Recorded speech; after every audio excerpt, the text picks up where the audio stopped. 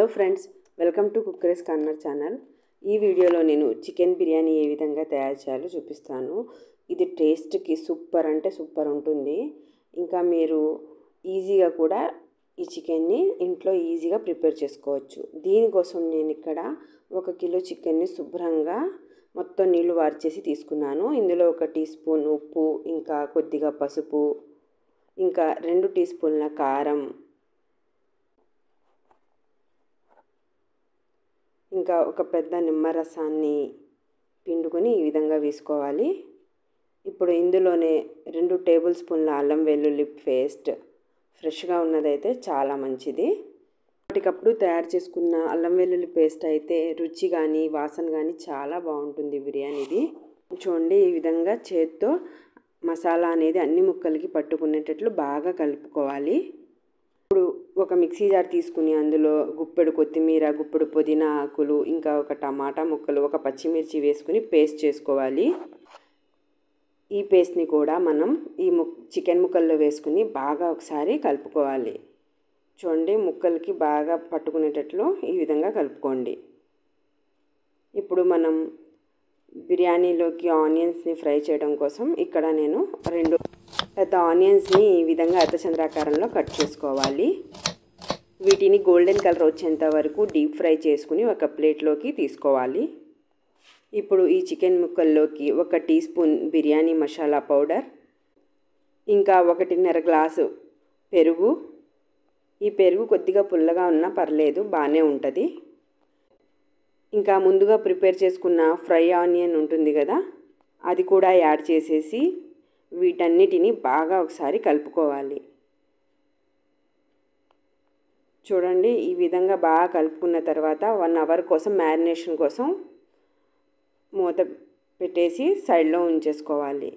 ఇప్పుడు ఇందులోనే ఒక 5 పచ్చిమిరపకాయలను కూడా ఈ విధంగా వేసుకుని మ్యారినేషన్ కోసం పెట్టేసేయండి.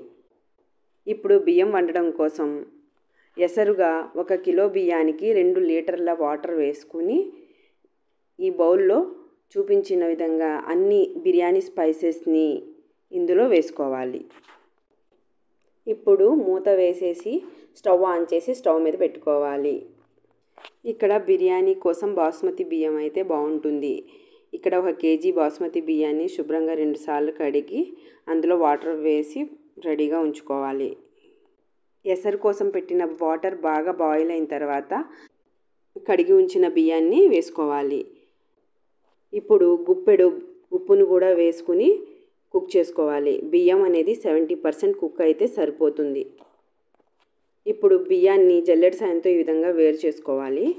ఇప్పుడు గిన్నెలో ఈ విధంగా రైస్ వేసుకున్న తర్వాత దీని మీద ముందుగా వండి పెట్టుకున్న కూరని ఈ విధంగా వేసుకోవాలి. ఇక్కడ కూరని కూడా ఒక 10 నిమిషాల సేపు కుక్ చేసుకుని రెడీగా ఉంచుకోవాలి.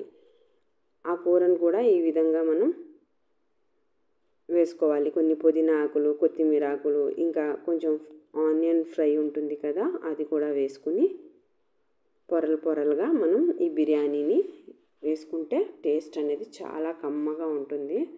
చూడండి, ఈ గ్రేవీ అనేది కూడా దీని మీద అంతా సెట్ చేసుకోవాలి. ఈ విధంగా మరలా దీని మీద మిగిలి ఉన్న రైస్ని కూడా ఈ విధంగా పైన అంతా వేసుకుని ఇంకొకసారి మిగిలి ఉన్న కూరను కూడా పైన ఈ విధంగా చేసుకోవాలి. ఈ విధంగా మీరు లేయర్స్ వేసుకుంటే బిర్యానీ అనేది బాగా దమ్ అవుతుంది, అంటే బాగా కుక్ అవుతుంది అన్నమాట. చికెన్ని ఏ విధంగా కుక్ చేసుకోవాలంటే ఆ కూరలోంచి ఆయిల్ అనేది సెపరేట్ అయ్యేంత వరకు మనం కుక్ చేసుకుంటే సరిపోతుంది. మనం బియ్యం కోసం ఎసరు పెడతాం కదా, ఆ టైంలోనే ఈ చికెన్ని కూడా ఈ విధంగా కుక్ చేసుకోవాలి.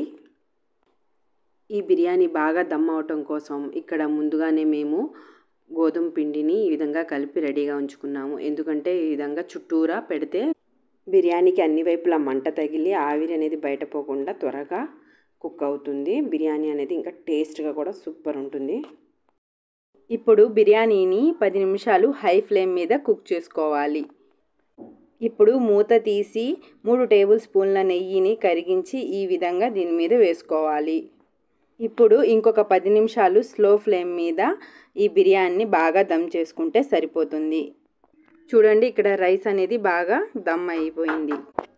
మీరు కూడా బిర్యానీ ఈ విధంగా ట్రై చేసి మీ బిర్యానీ ఎలా వచ్చిందో నాకు కామెంట్ చేయండి. ఈ వీడియో రెసిపీ కానీ నచ్చినట్లయితే తప్పకుండా లైక్, షేర్, సబ్స్క్రైబ్ చేయండి friends. Thanks for watching. Don't forget to like, share, subscribe.